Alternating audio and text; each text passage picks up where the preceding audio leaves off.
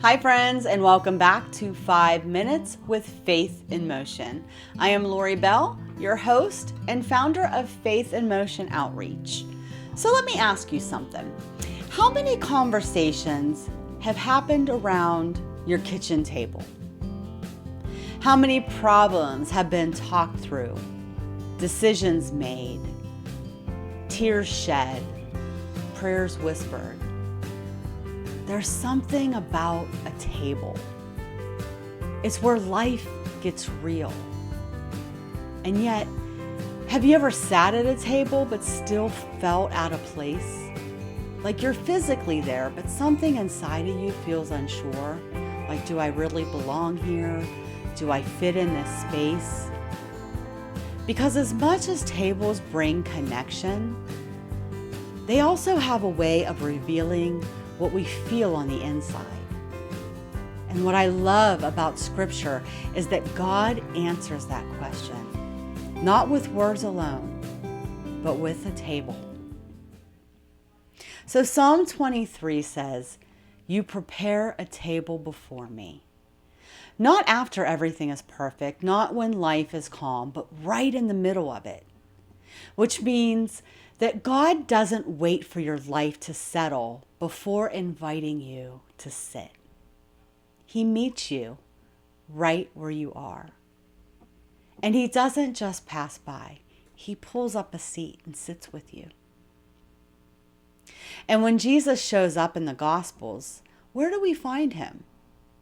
At tables, sitting with people that others avoided, eating with people that others judged, right? Tax collectors, sinners, outcasts.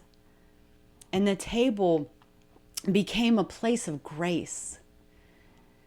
Because Jesus didn't say, fix your life, then come sit. He said, come sit and let that change you. Belonging came before transformation. And that is still true today. And then we see something powerful, provision at the table.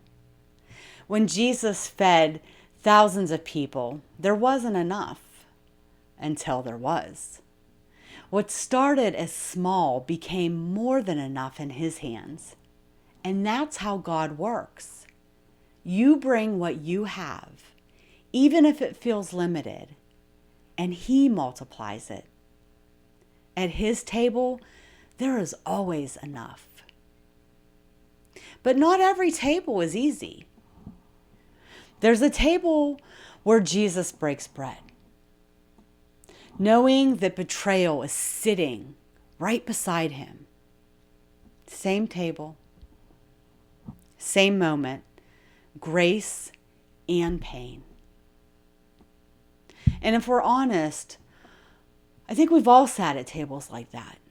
Tables where we felt hurt, misunderstood, disappointed. But here's what Jesus shows us. Even at the hard tables, God is still working. And love can still choose to stay present. And then there's one of the most beautiful moments. After Peter fails, after he has denied Jesus, Jesus doesn't confront him in a crowd. He meets him at a table, a simple meal by the fire. And instead of reminding him of his failure, He restores Peter. He calls him forward. He gives him purpose again. That's what God's table does. It doesn't just remind you where you've been. It reminds you that you're not finished. And when you step back and look at it all, you realize the table isn't just a place. It's a picture. It's a place of belonging, a place of grace, a place of provision, a place of surrender and restoration. And one day, Scripture tells us there's a final table. a table where everything is made right, where there's no more pain, no more loss, no more separation. And every table that we sit at now is just a glimpse of what's coming. So here's the question.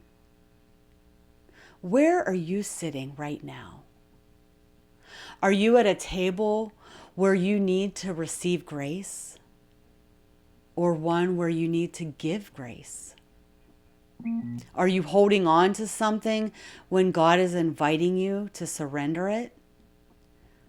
Or maybe you just need a reminder that you already have a seat. So here's your faith in motion step for this week. Pull up a table with God, with others. Invite someone in. Show grace. Stay present in hard moments. Offer what you have, even if it feels small. Because tables, they're where connection happens, where healing begins, where faith becomes visible. And that's faith in motion. Thanks for spending 5 minutes with me. If this encouraged you, please share it with someone who might need a reminder that they belong. And if you'd like to keep walking through Scripture with me, don't forget to like and subscribe. And remember, there's a seat at the table for you. Until next time, God bless.